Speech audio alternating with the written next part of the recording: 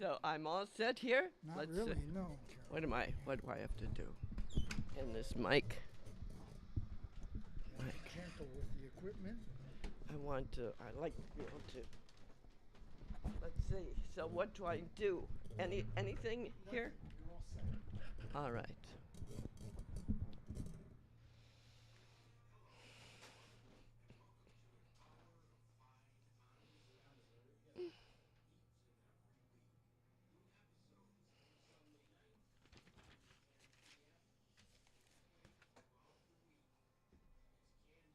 Mm-hmm.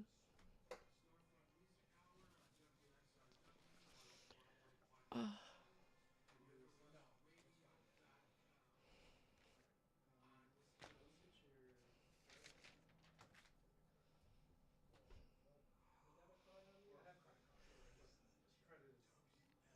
Hello, and welcome to It Is What It Is with Carol Hale.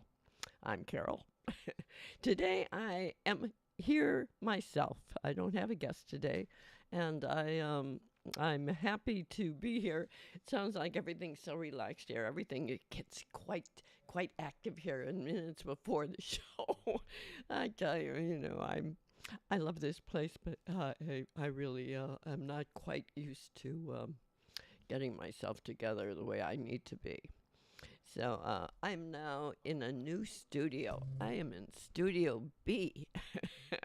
I'm just a little over from Studio A, where I'd been in the past, and so I made it here just in the nick of time. And I wanted to pick up a Journal Sentinel today, but they were all out. I don't know what the news of the day is, but I can't tell you what happened on today last year at this time. Hey, but I about the news and here my feelings this week are, geez, we are just in such a transition. I don't know about transitional, but wow, I don't know what we are living in an unreal world. And here on the start of USA Today, it says um, an unrealistic sense of reality. Well, there we go. This is what we are, where we're in an unrealistic sense of reality. Here uh, at the station, they're gearing up for a number of things. Uh, the station, Locust Street, or Center Street is having a street light fundraising thing. They want to improve the street. And I guess the person who's kind of spearheading that is Mark Lawson, who is the director of the Jazz Gallery, the River West Center for the Arts. And I want to say, I want to jump the gun here. Mark is getting married in July. I just got a tip on this this past week. And congratulations. Oh, wow. Excellent person. He does a great job with the Jazz Gallery and all the events that go there. I would say the Jazz Gallery is probably the foremost center of social activity here in River West, and always neat things going on. And this past weekend, they had a Puerto Rican performer, Charlie Sepulveda, and he played with Brian Lynch joined with Charlie. They did a little thing they did a master class at the Jazz Gallery, and but on last Saturday night at the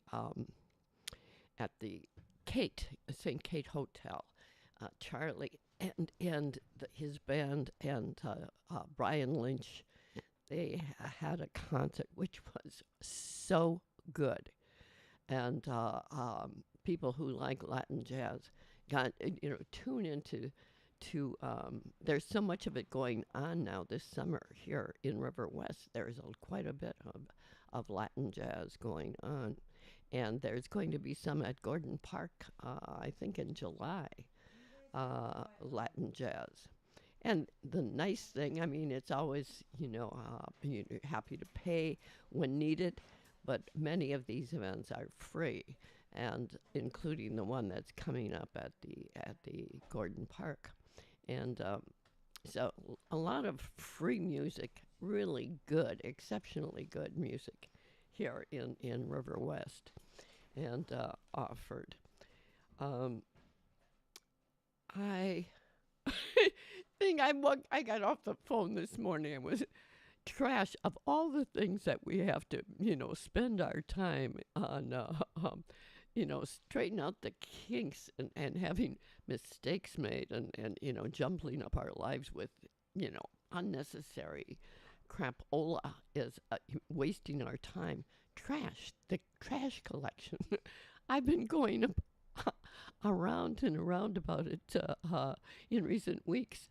And I don't know why, but the past couple of weeks they didn't pick up my trash. And mine is as good as anyone's. I don't know why they don't take mine.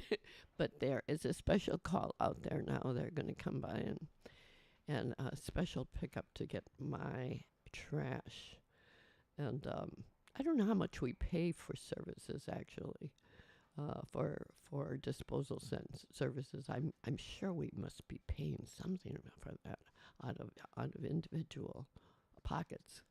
But I mean, please take it away. I'm so happy to have it be gone. But I don't like all the rigmarole that's been involved lately with that. I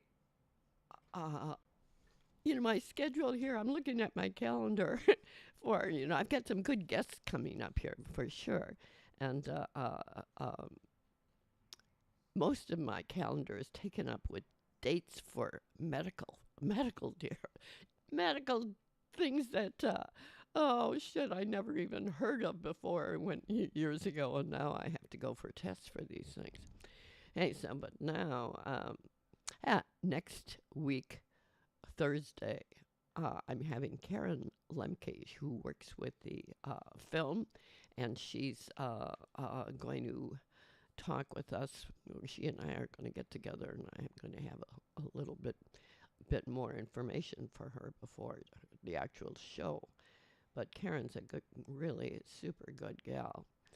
And then the following week, on the 26th, the guest will be Michael Zeidler, mathematician and person extraordinaire, Michael Zeidler. He's going to, we're going to talk, actually, Puerto Rico is pretty foremost in my mind these days, as, I just returned a couple weeks ago, and it's a great part of my life, and with my family being there and all.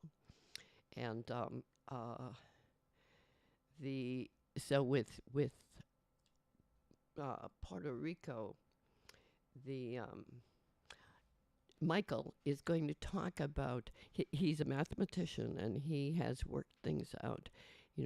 Puerto Rico has this humongous debt of, it's currently 34 billion or something like that dollars, whittled down from 70 billion dollars, which was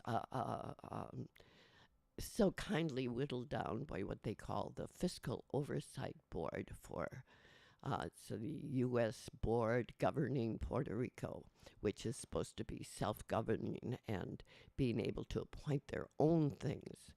So, yes, it's just another, this is even, the fiscal oversight pre-Donald Trump, who is just the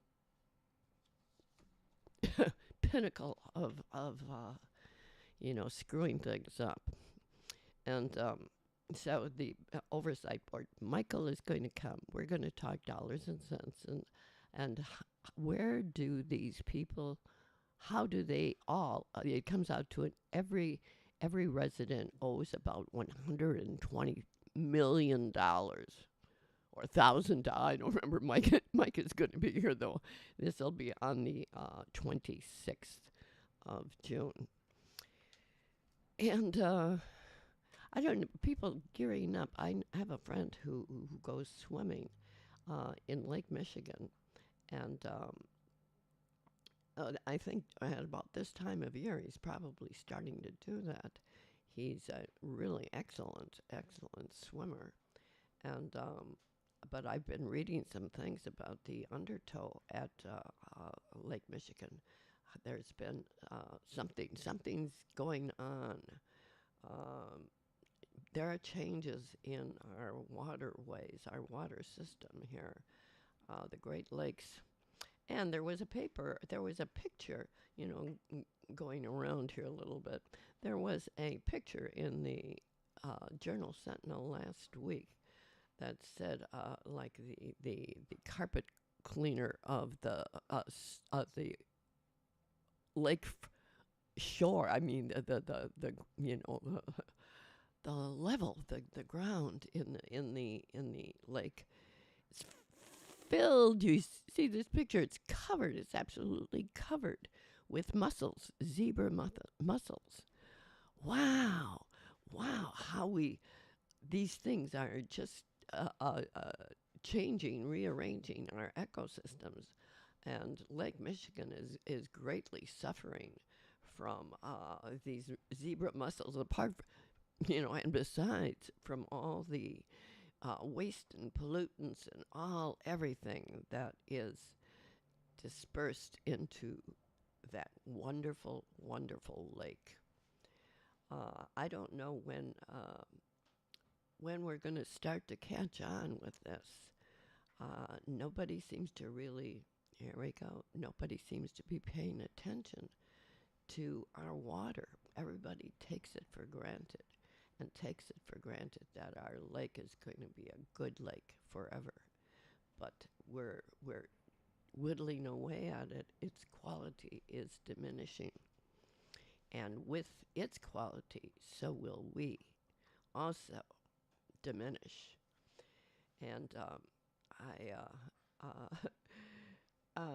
hey, but things, at home, I don't live so far from here, and I am fortunate to live at the water there at the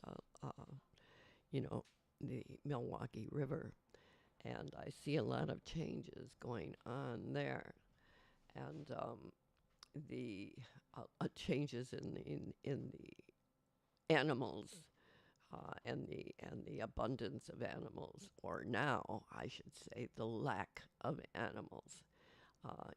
I did see a possum in my yard the other night, and it's just so nice to see a little pokey possum. I'd throw it a little crust of bread or something a little niblet for these.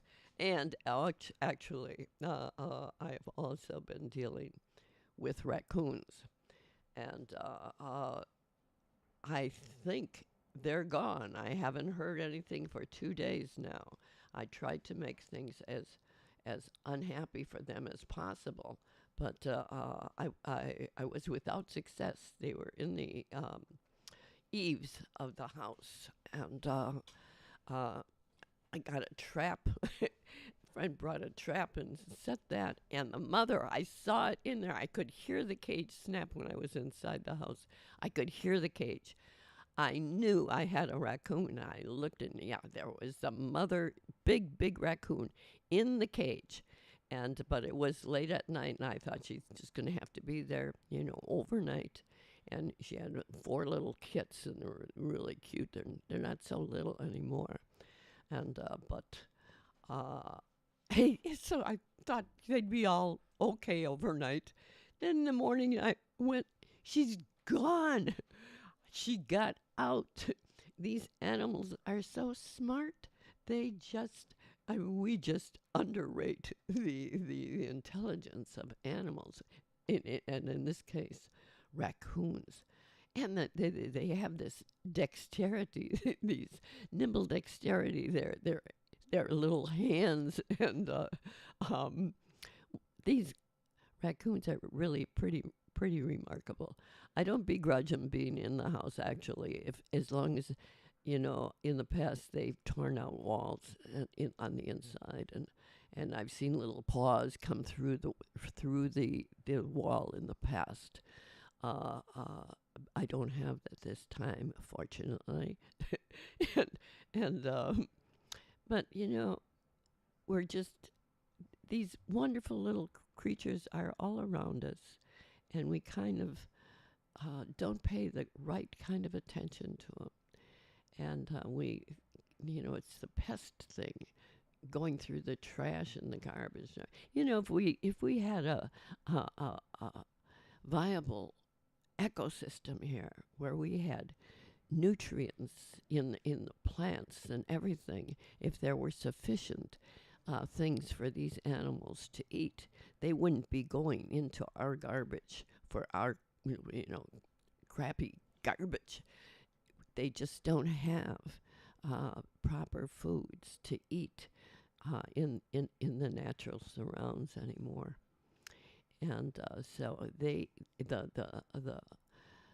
raccoon that was caught in the trap, the other day, it ate. I had a little dish in there that I had put a sausage, a frankfurter, in the cage with a little enticement, and the raccoon had chewed up the container. It was a recyclable paper container. Chewed that all up. It just ate everything that was possibly could be digested and still be at all food. So these guys are hungry, and but I don't know what I can do. There's really not much, and uh, I want to get a bicycle. Hey, this is another swinging around here a little bit. I have a bicycle. I have a lovely Schwinn, an antique Schwinn chrome, and lovely, lovely. I love it. Or can't say you can't love an inanimate object, but the bike is really a very special bike. But I've had sufficient accidents in recent years that my bones, I want to be very, very careful. I can't have, it happens on a bike. Every once in a while you fall. And that's the way with me, and I consider myself a good rider. But, you fall, wow, and I can't break anything. Oh, my Lord, I just can't do that. And so since it's hard for me to get on and off the bike, it's a step over, like a boy's bike sort of. And I so I can't raise my legs comfortably, really with enough agility that I'm comfortable getting on and off the bike. And so I want a bike I want a three-wheeler. Putting it out there now, I am looking for a three-wheeler adult bicycle. I would prefer it to not be a wide span between the back wheels, the two back wheels. I don't know where I can get a bike like that. It's sort of a custom thing. I need a custom bike maker. But I need to ride a bike. My body craves it. I didn't ride it all last year. And here in River West, bikes are just, really, really big time. Very, very much ridden. And here at the station, Zav Lepay, who is the director of everybody here, and he rides his bike. He doesn't even have a car anymore. There are a number of people who come to this station who don't have cars by choice. Uh, um, and I myself used to go I'd gone for years at a time in the past without a car, getting around quite well, and the bus is really, it's pretty convenient, and you always meet a lot of good people. It's a trip, new experiences, and it's a real awakener to go to ride the city bus, and and how the neighborhoods changed so much. The personality of, say, say River West, the personality of this area, uh, I- and then compared to like, Sherman and Center, or Sherman and Capitol. These places are entirely different neighborhoods. It's like a different city almost. Each each neighborhood is like a totally different place. They're kind of, like, uh, uh, the buildings might kind of look the same as you transition from one neighborhood to another, various other things. But yes, neighborhoods are very individual, and as are the residents who make the neighborhoods. Um, very, they have a set way of of of wanting their neighborhood to be and what they'll contribute to the neighborhood, and uh, and the education and the recreation of each neighborhood varies. And uh, I'm here at this station, and I'm just looking. Somebody just came in who has a program also. I was going to ask him to be on my show sometime. This is Bill. Um, no, not. Oh, I shouldn't say his name. I'm going to get this guy in my show sometime. Duvall, Bill Duvall. So I'm going to ask him down the line, and so I am. I have to say I'm want for having a plan here today. I really kind of thought I was going to have a guest. Things just, nothing's for sure till the actual fact. Stuff gets in the way. Hey, I do have here in my hand something that was in with a flyer that I had delivered this past week. It says, "Speak up for libraries." Here we go. Another thing. This is our something we take for granted, and something that is such a great service for all of us. Libraries, and here they're under siege. Our government is whittling down funding for these important this libraries maximum, really so important to us. A lot of people think, well, I don't go to the library. I don't ever go and get books or anything. Well, it doesn't make any difference if you do. If you have children, somehow their lives are intermeshed with activities and such, and programs that we require having to visit libraries and have a bit of general library information, know how to get around and how to find things. And when I was a kid, we had to have a special, little, like, I don't know, remember it was classes or what, but how to know the index of all the libraries and what's situated where, and forget what they call the the reference system for the book classifications. Um, yeah, so it says here, "Speak up for libraries. What's it to you? Why is library funding important?" Well, libraries and librarians are trusted sources of vetted, reliable information in an age of misinformation. Librarians are trained to evaluate sources and guide patrons toward credible, fact based materials. They provide access to curated databases, academic journals, and various research tools that ensure high quality information. By helping users navigate complex topics, librarians empower informed decision making and critical thinking. So we need to pay attention to this. This is not just a little side thing, a little, maybe a little something's going to go wrong. This is a big time thing. Big time our libraries. You know, there used to be in the Milwaukee Journal, before it was Journal Sentinel, they below the masthead there was a little saying that written uh, periodically, it's, something or other to the fact that an uninformed public is you know manageable. I mean, that's not the way it's said, but you know, an uninformed public you can control much better than people who are informed. And certainly, the library system is a base of information.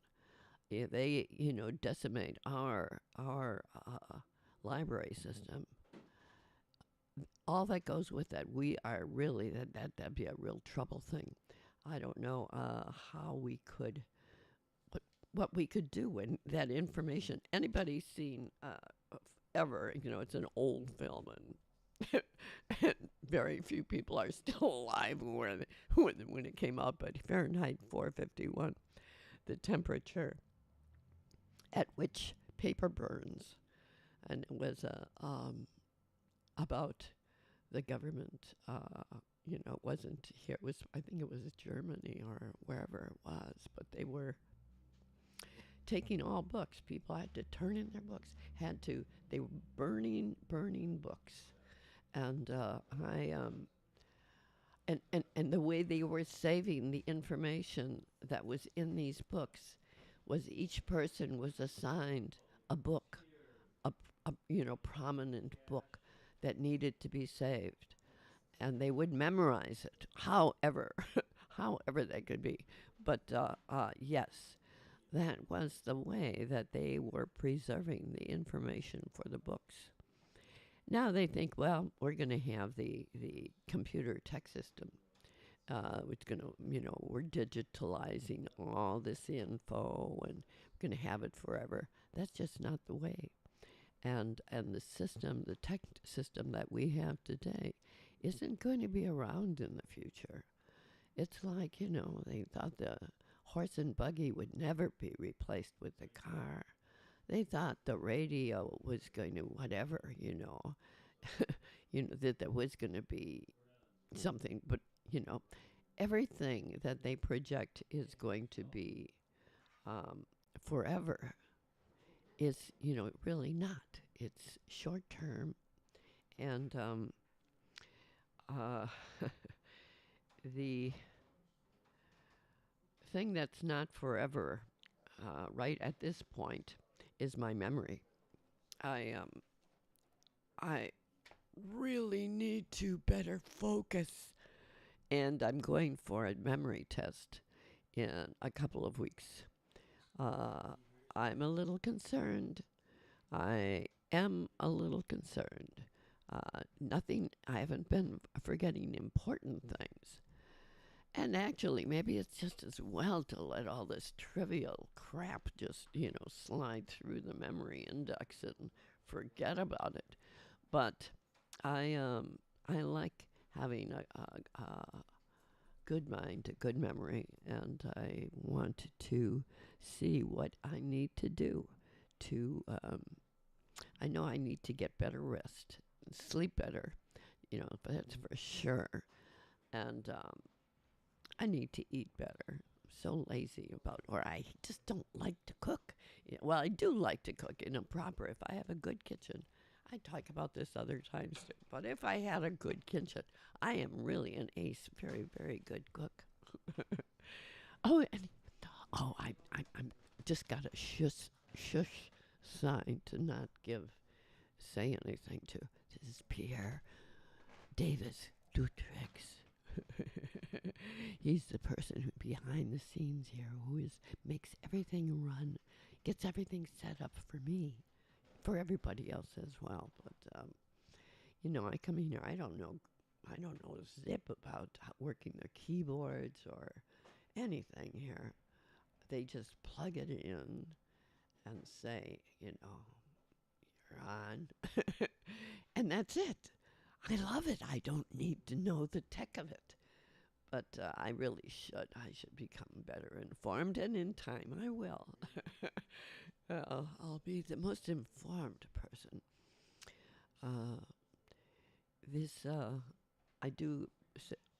My eyes are glancing here. I have the USA Today paper in front of me, and this piece of RFK firing the vaccine panel out of the blue.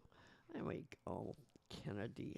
It's just such a disappointment that the guy's a nutcase because I had esteem for him some years ago. And but that's really very, very, it's been years and certainly not the case now. That guy's nuts. And he fits very well in with the president's people. Nutsos. There's stuff going on here in the background at the studio. Always something. People coming and going and and yes, RFK. Actually, he was a very notable figure. As I mentioned about Puerto Rico, I go there. My family is there and stuff, and it's an important place for me. And particularly the island of Vieques, Puerto Rico, which is 10 miles off of the. Huh? You're way off the air since a minute ago. I'm off? Yes, you go to 429. Wow, that went fast. It did go by fast. Wow.